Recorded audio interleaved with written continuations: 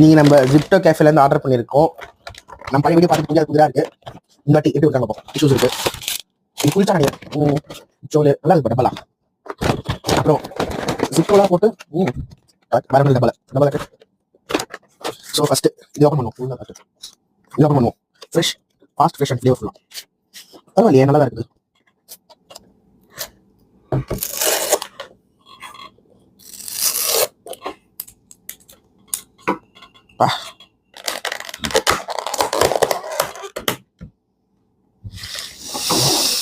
Wow, 1 2 3 4 pieces இருக்கு.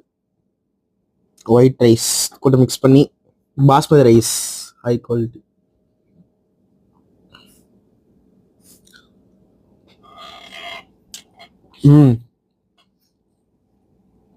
உண்மையாக டேஸ்டாக இருக்கு.